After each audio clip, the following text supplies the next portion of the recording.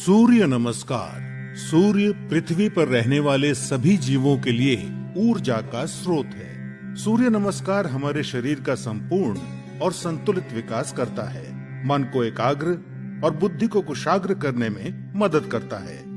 आध्यात्मिक उन्नति के लिए सूर्य नमस्कार को महत्वपूर्ण माना गया है। सूर्य नमस्कार 8 अलग अलग आसनों की मदद से 12 चरणों में क्रम से किया जाता है।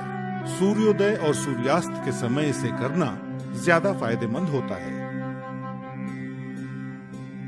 सबसे पहले आप अपने दोनों पैरों को आपस में जोड़ते हुए बिना कंधों को झुकाए सीधे खड़े हो जाएं। सुनिश्चित करें कि आपके हाथ शरीर के समीप हों और आपकी ठोड़ी जमीन से समानांतर हो। अपने शरीर को दोनों पैरों पर समान रूप से संतुलित करें। इस स्थिति को समस्थिति कहा जाता है।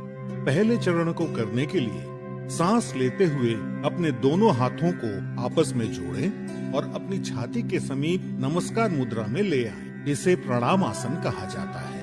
अब सांस छोड़ें। दूसरे चरण में धीरे धीरे सांस अंदर लेते हुए अपने शरीर को कमर से ऊपर की ओर खींचें और अपने दोनों हाथों को अपने सर के ऊपर ले जाते हुए अपने सर और कमर को पीछे की ओर झुकाएं।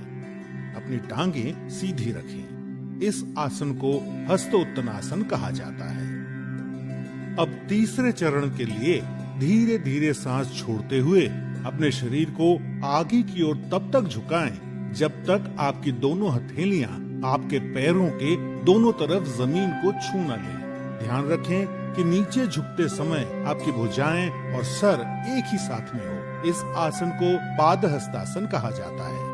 चौथे चरण को करने के लिए एक गहरी सांस अंदर लें और अपने दाएं पैर को पीछे की ओर ले जाएं और अपने घुटने को जमीन पर सटा कर रखें। सुनिश्चित करें कि आपका दायां पैर पंजों पर हो, आपका बायां पैर का घुटना 90 डिग्री पर हो, दोनों हथेलियां जमीन पर हों, आपके कूल्हे नीचे और ठोड़ी ऊपर की ओर हो।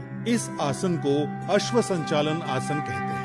अब पांचवें चरण में एक गहरी सांस छोड़ते हुए अपना बायां पैर इस प्रकार पीछे ले जाएं कि वो आपके दाएं पैर की सीध में हो। सुनिश्चित करें कि आपके हाथ और कंधे सीधी रेखा में हों और साथ ही कंधे, पीठ और नितंब भी एक ही सीध में हों। इस आसन को संतुलन आसन कहा जाता है। इस स्थिति में धीरे धीरे सांस लें। छठा चरण, सांस छोड़ें। अब अपने दोनों घुटनों को एक साथ जमीन पर रखें और अपनी छाती और माथे को भी जमीन पर रखें। सुनिश्चित करें कि आपके कूल्हे ऊपर की ओर और आपकी कोहनियां आपके शरीर के समीप हों। इस आसन को साष्टांग नमस्कार आसन कहा जाता है क्योंकि आपके शरीर के 8 अलग अलग अंग जैसे दोनों पांव के पंजे, दोनों घुटने, दोनों हथेलियां, छाती और माथा जमीन को छूते हैं। ध्यान रखें कि आपके शरीर का वजन 8 अंगों पर सामान्य रूप से वितरित हो। अब 7वें चरण के लिए सांस अंदर लेते हुए अपनी श्रोणी यानी पेल्विस को नीचे लाते हुए अपने सर और छाती को आगे की ओर सरकाएं और अपने शरीर के ऊपरी हिस्से को नाभि तक उठाएं। सुनिश्चित करें आपके पैरों के पंजे बाहर की ओर और टांगे सीधी हों। इस आसन को भुजंग आसन कहा जाता है। 8वां चरण, धीरे धीरे सांस छोड़ते हुए अपने पैरों के पंजों को अंदर की ओर मोड़ें और अपने कूल्हों को इतना ऊपर ले जाएं कि आपका शरीर एक पर्वत का आकार ले ले। सुनिश्चित करें आपकी दोनों टांगे सीधी, हथेलियां जमीन पर हों और आपका सर भुजाओं के बीच हो। प्रयास करें कि आपकी एड़ियां जमीन को छू सके। इस आसन को पर्वतासन कहा जाता है।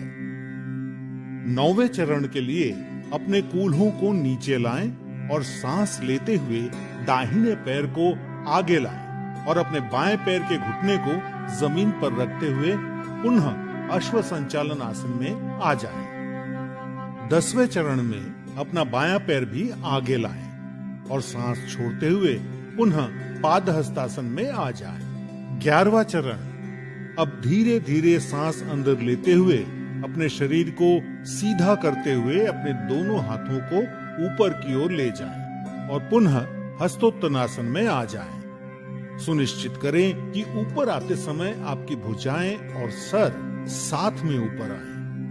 12वां चरण, धीरे धीरे सांस छोड़ते हुए पुनः प्रणाम आसन में सीधे खड़े हो जाएं। अब इस पूरे अनुक्रम को अपने बाएं पैर से दोहराएं। सूर्य नमस्कार से आपके फेफड़ों की क्षमता बढ़ती है। सूर्य नमस्कार आपके मेटाबॉलिज्म में सुधार लाता है और मधुमेह के प्रबंधन में उपयोगी पाया गया है। सूर्य नमस्कार अंतःस्रावी ग्रंथियों यानी एंडोक्राइन ग्लैंड्स के स्राव को नियंत्रित करता है।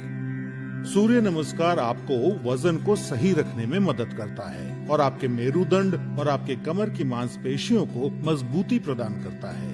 उच्च रक्तचाप यानी हाई बीपी के रोगियों को इस आसन को सावधानी के साथ करना चाहिए। हर्निया और पेप्टिक अल्सर के रोगियों को सूर्य नमस्कार नहीं करना चाहिए। सायटिका, सर्वाइकल स्पॉन्डिलाइटिस और अक्यूट आर्थराइटिस के रोगियों को भी सूर्य नमस्कार नहीं करना चाहिए। महिलाओं को मासिक धर्म के समय और गर्भावस्था में सूर्य नमस्कार नहीं करना चाहिए।